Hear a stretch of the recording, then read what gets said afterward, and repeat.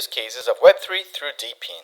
Hello everyone, Daniel from DePIN Hub here. Today we have Kai. He's the CEO and co-founder of a project called Impossible Cloud Network, a company pioneering the decentralized cloud landscape with its innovative multi-service platform.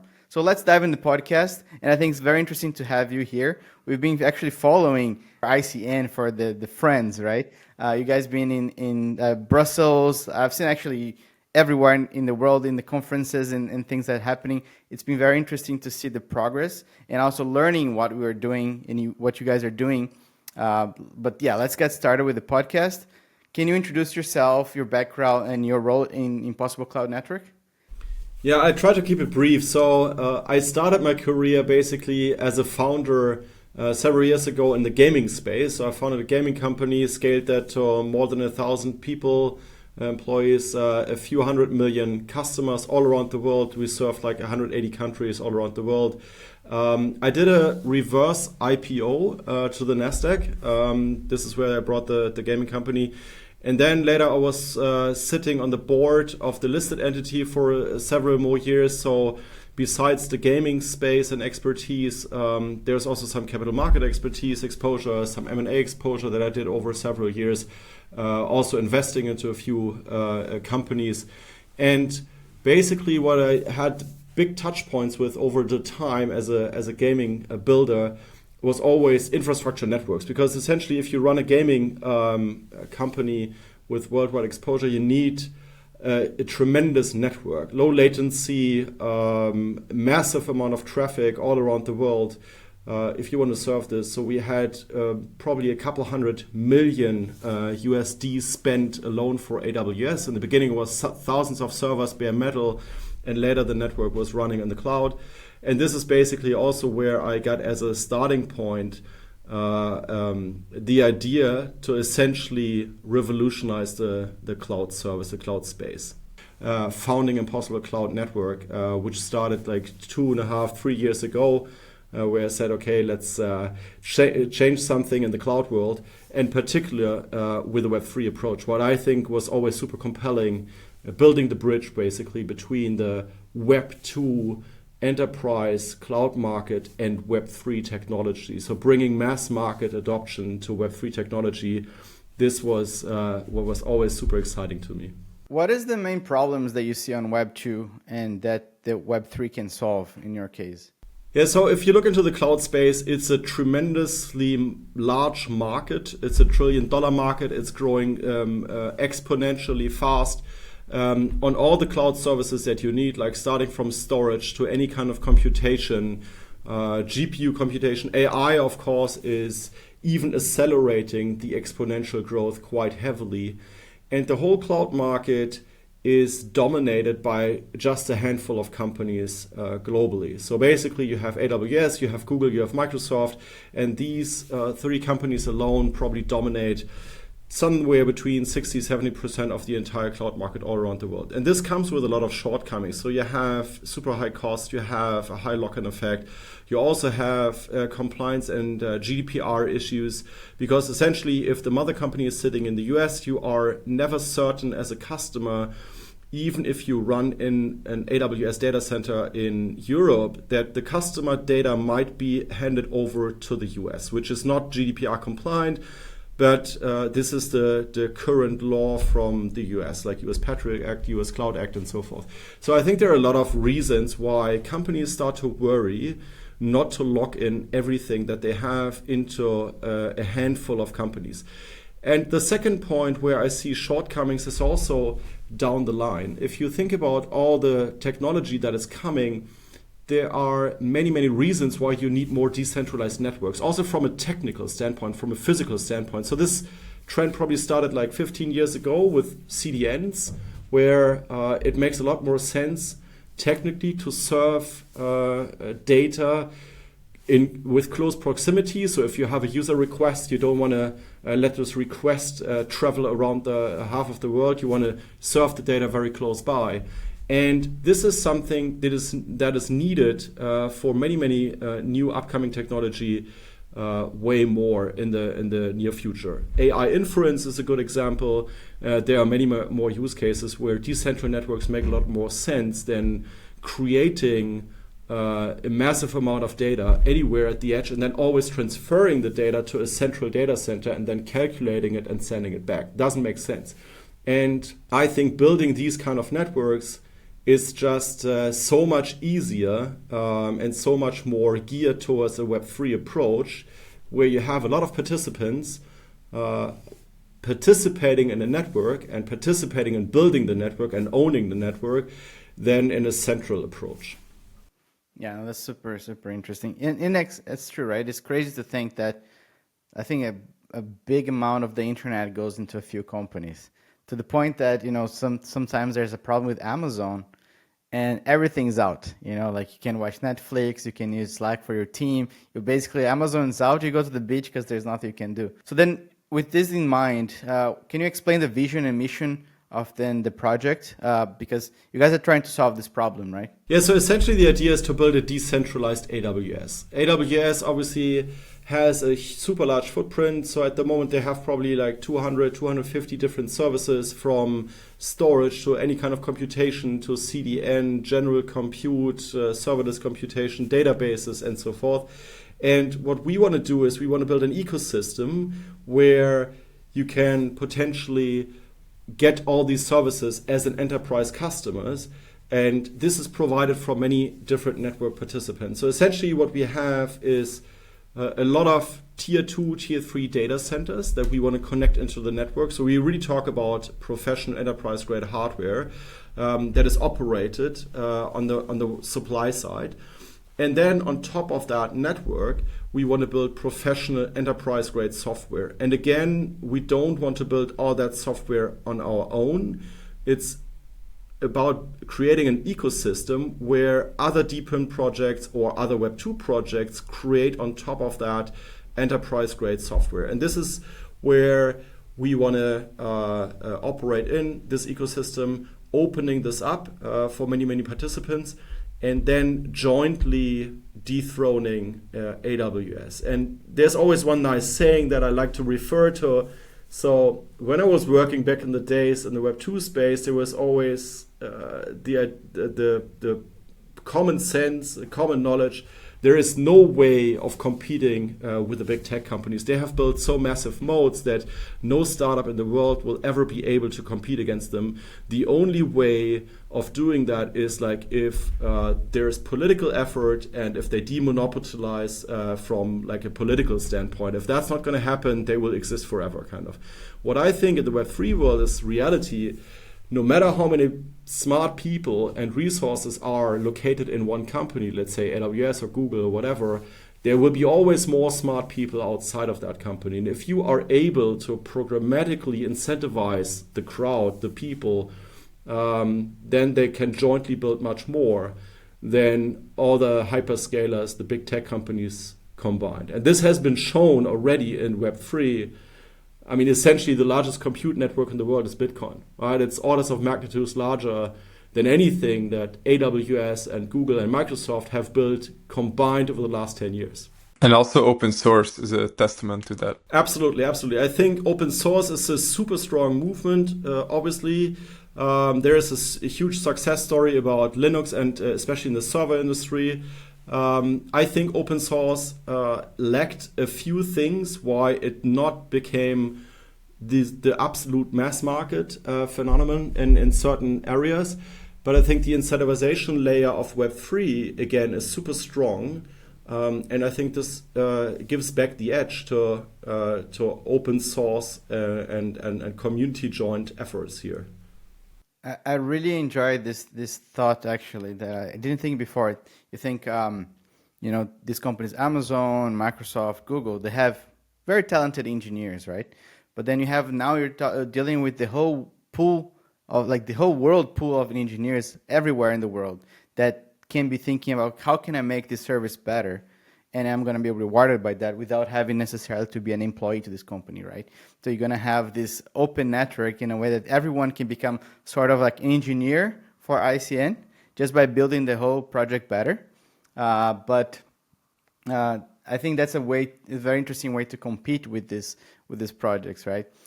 What other ways that you see ICN becoming better and stronger than let's say AWS and Google Cloud?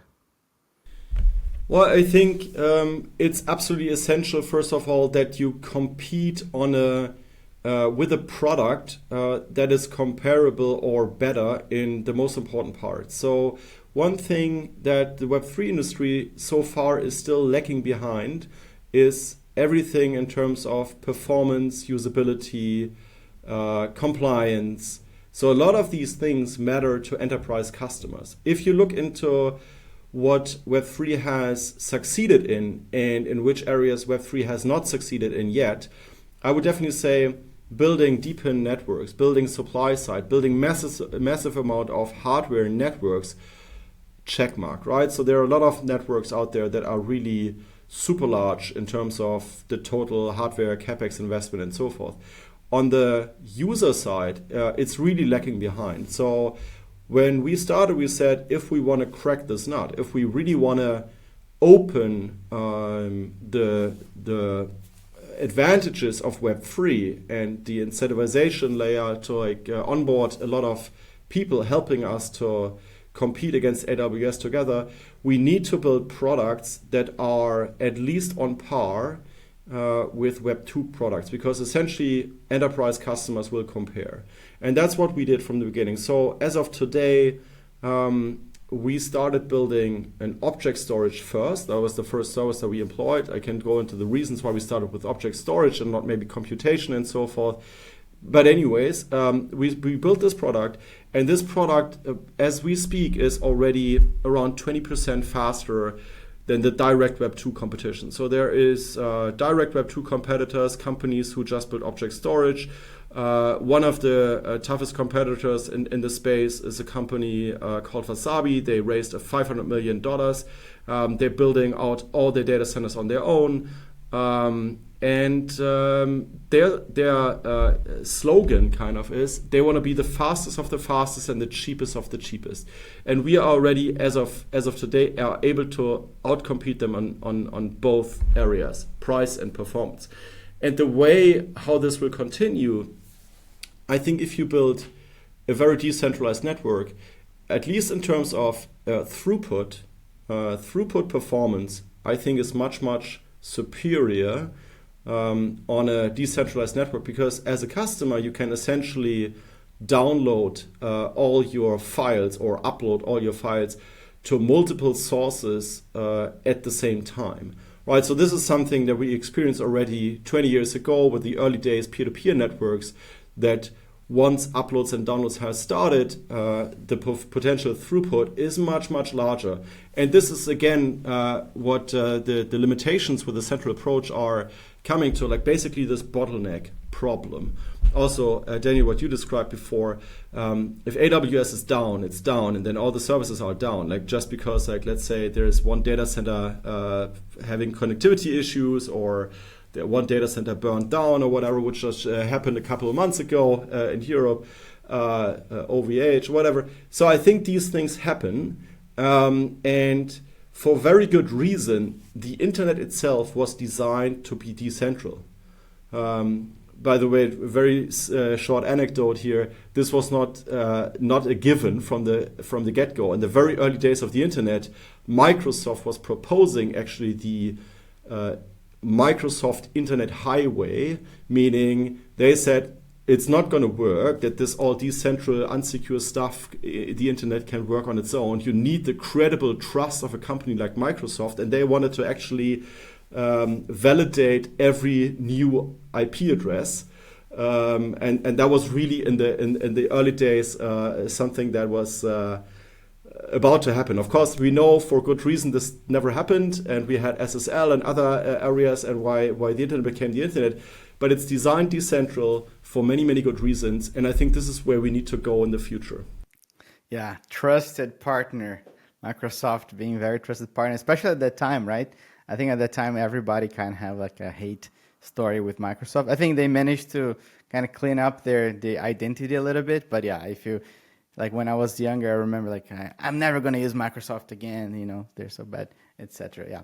But anyway, let's go back and talk a little bit more about ICN. Then, can you explain about the protocol? So you guys are working on this, like okay, tier 2, tier 3 data centers around the world being, I'd say you can become the biggest data center, bigger than AWS, right? Because if you aggregate, tier 2 and tier 3 servers all around the world, you're going to become this massive beast, let's say. What are you building in terms of that? There's the protocol. How does that integrate the blockchain technologies, the cloud? How does the two worlds collide? The essential task for the protocol is to orchestrate in a fair way all the participants in the network, right? So you need to have this fixed in a programmatic way, also for investment purposes and so forth.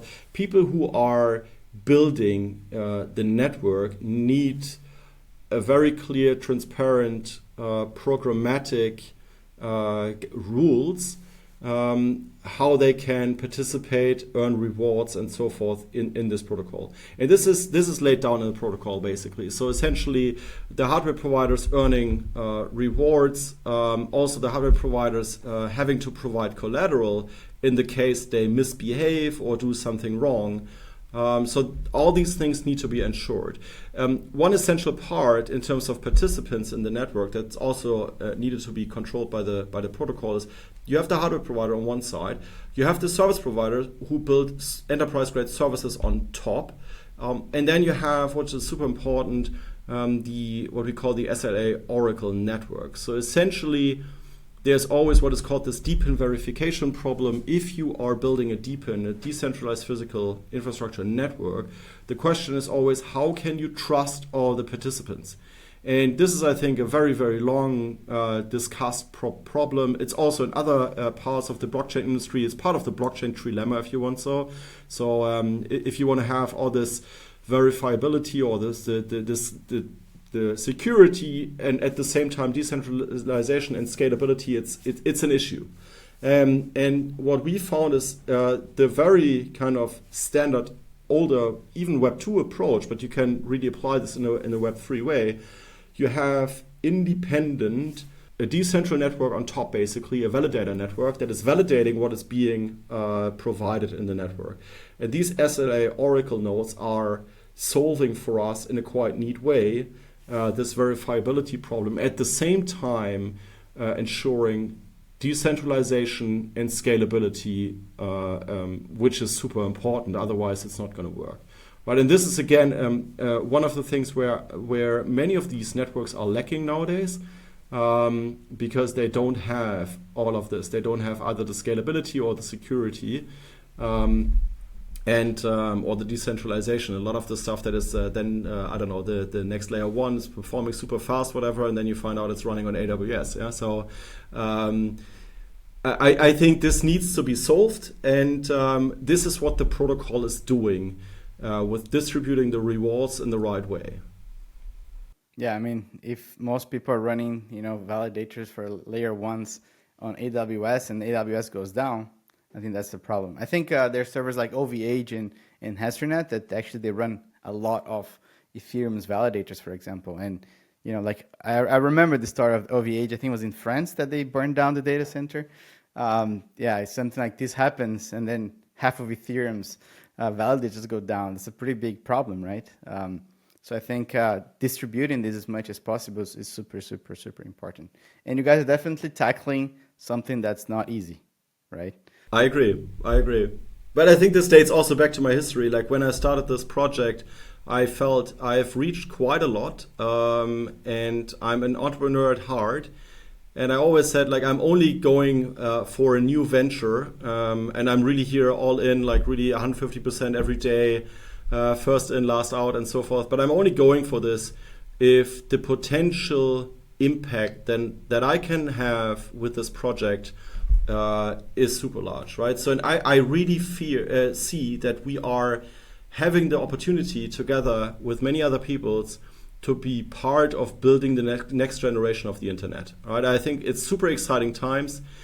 From my perspective, it's inevitable that Web3 is coming. It's still early days, especially early days in terms of adoption. And now it's being shaped. And being part of that, helping to shape the future is super exciting.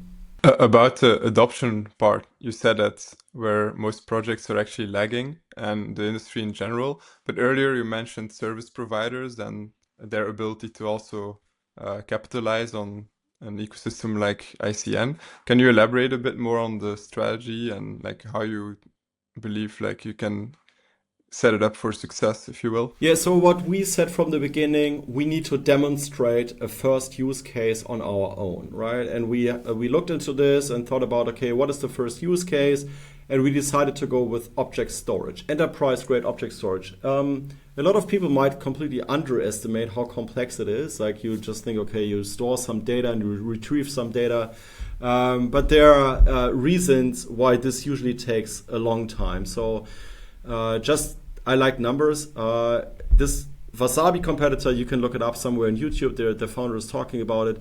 It took them roughly 2.5 years and 20 million USD in order to build the MVP, just object storage enterprise grade ready, right?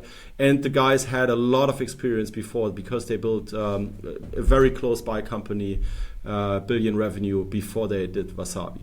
So it's not an easy task. The beauty of building storage in the beginning is, I think it all starts with storage because essentially moving data is very expensive. So essentially you always want to move computation close to the data. And that's also the advantage of building decentral networks. Data is being generated nowadays exponentially everywhere, completely decentralized. And it makes a lot of sense to move to be able to store the data where it's being generated and then compute very close by.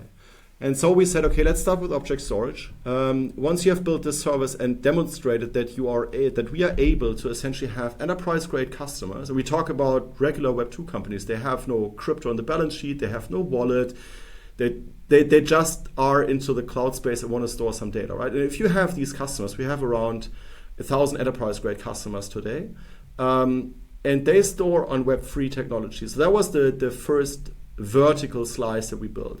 So all the way from customers down to Web3 organized hardware.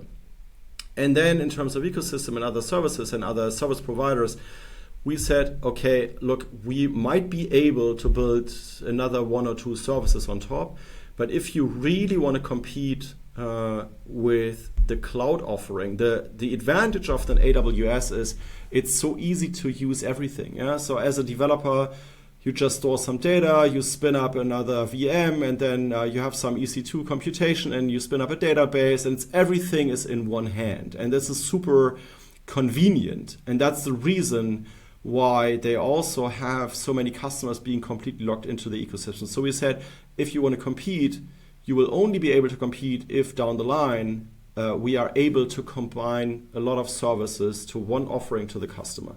But we will not be able to build all these services on our own. So what we did is we started partnering already with quite a lot of other projects, also in the DePIN space, from Aether and some other guys, where they offer complementary services. Where we say, for example, GPU computation. It makes a lot of sense. The hardware providers that we have in the network are able to provide not only storage, but they are also able to provide enterprise-grade, let's say NVIDIA H100 or other GPUs. And they are asking for these services. So they say, okay, look, we have the data stored with you. Can we not compute on top? And so I think it makes a lot of sense to have collaborations with other projects that are starting to build out these services on top of what we have built. And this is the big problem that DePIN, the DePIN industry needs to solve. I think at the moment you have a lot of islands that have been created, and you need somewhat to create ecosystems and talk about interfaces and how they interact and APIs and so forth, that out of these islands you build a compelling offering that is holistically integrated for end customers so that they can use in one place all the different services, and they don't even notice if it's Web 2 or Web 3 technology. They just see the benefits, and that's the ultimate goal. It's a not easy task, but this will happen over the next years. In this case, so far, you've accrued about 1,000 enterprise-grade customers. They were essentially through your own sales funnels that you acquired them, not external service providers, if I'm correct. Yes, correct. So what we have right now, to give you a little bit more understanding, we started as one German company, starting all of this. And what we did just now, a couple of weeks ago, we separated from this, we separated a foundation based in Switzerland. And this foundation is completely independent. This foundation will own everything that's related to the protocol, the token, onboarding hardware providers, and so forth. And the German entity will be just one out of many in the future service providers. So this German entity basically is offering object storage. There might be other entities, it's regular entities that have also customer relationships and so forth that are offering services. And the foundation in Switzerland will onboard more and more service providers. So as the partnerships that I just mentioned before. And the enterprises that are our customers or customers of the German entity right now, it's correct. So we have a sales team. It's a very typical Web2 approach, basically. So we have a payment system, we have IAM, so it's identity and access management, where users can log in, all that kind of stuff. We have a lot of integrations that you need into professional software. And then the enterprises sometimes are convinced by our own sales team directly, but we also have what we call a channel approach. Not diving into too many details here, but essentially we have a lot of distributors and resellers that have established relationships to thousands or millions of customers all around the world. And that's the way how to make this big, right? So, but it's not easy to get like these accreditations or certifications because essentially all these distributors, all these software vendors where we are integrated with, they will definitely check all the stuff in your product, like from a compliance perspective, performance perspective, all that kind of stuff. But that's done, that's checkmarked. And now the customer space is growing super rapidly, quite quickly. So the 1,000 enterprise customer is, as we speak today, just 3 months ago, it was just 200. So it's growing very rapidly now. Congrats, yeah, that's really impressive. So I'm wondering actually for ICN to be really, really successful, not only on the supply side, you need to have many data centers providing the compute and storage, but also you want a thriving like ecosystem of service providers that all kind of have what you already have now. What is the roadmap to achieve that? Like, do you plan on kind of open sourcing some of the work? Because the German entity is a for-profit company. It's not like not all the revenue is going to go to the foundation, if I understand. So there's not really an advantage in giving all the work to the public for others to copy. What is the thinking on that side? Yeah, so my ultimate driver is to make this really big, right? So, I mean, I've done quite a bit what I mentioned before on the investment side and so forth, so I could have retired as well. But I'm really having a fun time of being part of this internet revolution. And ultimately, in order to make this work, we decided very early on we want to focus on the ecosystem because you're essentially not able to build this on your own. So, of course, there is the German service provider, which is making some profits and some revenue, and that makes a lot of sense. But we decided from very early on that we want to have a lot of the value in the token, in the network. I think this is the only way, if you have value accrual in the token, that the ecosystem is getting so attractive that a lot of other participants will make this larger and larger. And then you start to create this flywheel where hardware providers come in, other service providers come in. Probably it's also like multi-layered, like also essential just retail investors come in and just say, okay, I buy the token, and by buying the token, I help the network to grow. And this is the essential main part and main idea. And what we are currently doing is like this node sale. We discussed this on some conferences before, where we essentially enable every person to buy one node license or a couple of node licenses and so forth, and help building out this Oracle network, which is an essential part of the foundation and what the foundation is building. And by that, contributing and participating. And I personally myself am also investing heavily into this because I really believe into the future of the token and the whole foundation. And this is what I really want to drive forward. Where are you guys right now? And why do you see the project growing the next 6 months to 5 years? Yeah, so briefly on the timeline, and maybe this is also a point, Maxime, that I just forgot to mention. So brief timeline, at the moment we have just released testnet. We started building community a few months ago. Right now the total community count is at around 200,000 followers, so 40,000 on Discord, Telegram another 30,000, 150K on X. So building out a community is super important, obviously, to get the feedback, get the potential participation of people. Then there is the token launch, the token listing, and mainnet being planned for Q1 next year. So it's upcoming pretty soon. In between, we are doing this node sale. So the public node sale is starting in around 1 month from now. Where people can essentially be part become part of the network by buying node licenses. If you buy these licenses, you are able to operate one node per license, and then through the node you can put this into the network, and then you earn some tokens with it. That's the idea, how people can contribute. And then in the next year, this is going to be super exciting because we will essentially then really scale. So the foundation is scaling on the hardware side. We have a big lineup on the hardware side, the hardware providers. It's about 20 different hardware providers, 30, 40 different locations. I think this is something that is absolutely unseen. So if you think about Amazon, it took them, I think, 5 years to open the first 5 different locations. And we are opening in just 1 year, probably another 20 or so. So this is super, super fast, only doable with a Web3 approach. And then at the same time, Maxime, you asked us before, going multi-service. So next year also a big focus will be to open up the ecosystem for multi-service. We are already sorting out some of the partnerships where we're starting to elaborate how we can potentially onboard second services into the ecosystem and make this a win-win for everybody. And the customers are actually already asking for a lot of additional services, and it's just about which service to onboard first, right? So next year will be, I think, pretty crazy in terms of velocity and speed.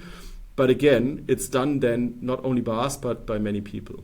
Yeah, I mean, I think on the node sale part as well, it's nice to point out that us at DePIN Hub, we're building what we call node as a service, which we're trying to facilitate those people who actually buy those nodes, that don't have the necessarily the technical skills to run them, set up with the Linux machines, Raspberry Pis in their house, etc.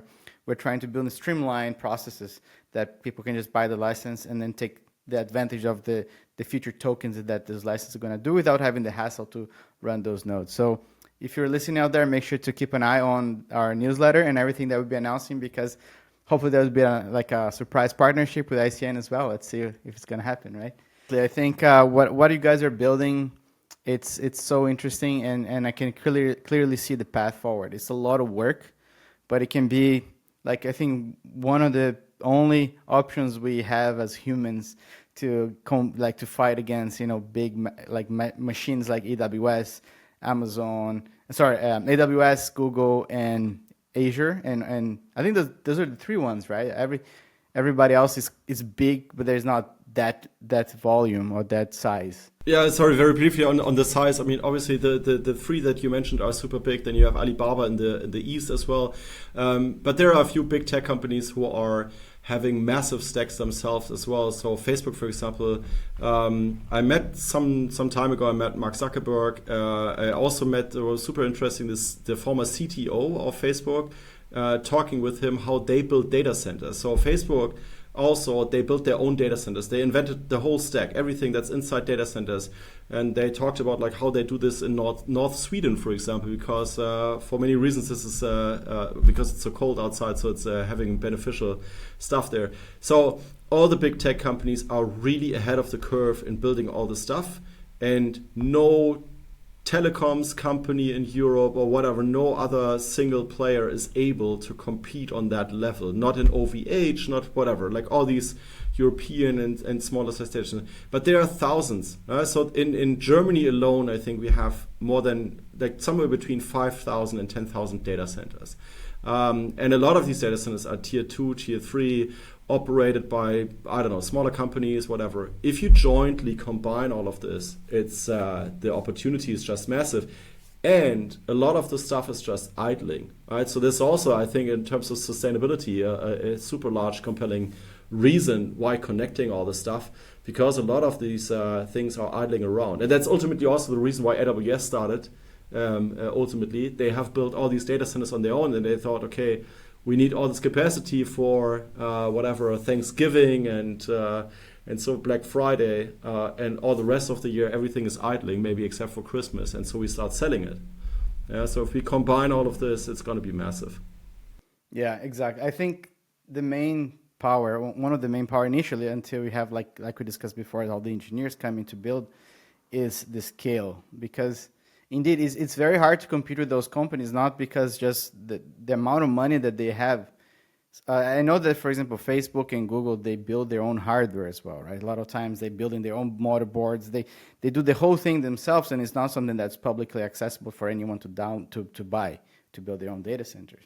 So I think figuring out like the advantages of the decentralized networks and the scale, that being able to have, thousands and thousands of data centers around the world is something that, even though they have all the money in the world, they're not going to be able to do it. I'm very curious why impossible is in the name. It doesn't seem like anything is impossible for someone like you. Yeah, it's always interesting. If we talk to people, there's a different understanding, actually, if you talk to European people than versus like American people. So if you talk to European people, often they have this negative connotation because they think, oh, it's impossible, I cannot do it again, like I got beaten by somebody else, whatever.